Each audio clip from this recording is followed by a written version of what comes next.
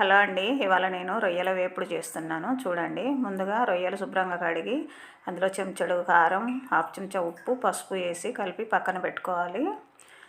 ఒక ప్యాన్ పెట్టుకొని అందులో తగినంత ఆయిల్ పోసుకొని గరం మసాలా అందులో వేసుకొని సన్నగా కట్ చేసిన ఉల్లిపాయ, పచ్చిమిర్చి, పుదీనా, పసుపు వేసుకొని కలర్ వచ్చేంత వరకు వేపుకోండి.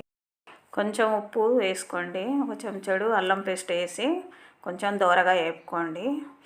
పచ్చివాసన పోయేంత వరకు మనం అల్లం పేస్ట్ వేసిన తర్వాత మనం కలిపి పెట్టుకున్న రొయ్యలు కూడా అందులో వేసి హైలో పెట్టుకొని దగ్గర ఉండి కొంచెం నీరంతా ఇనికేంత వరకు ఫ్రై చేస్తూ ఉండండి.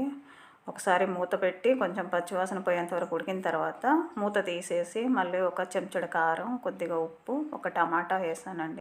2 చెంచాల కొబ్బరి పొడి, ఒక చెంచాడు ధనియాల పొడి, కొత్తిమీర వేసుకోండి. అంతేనండి, ఎంతో సింపుల్గా రొయ్యల ఫ్రై రెడీ అయిపోతుందండి. ఈ వీడియో కనుక మీకు నచ్చితే లైక్ చేయండి.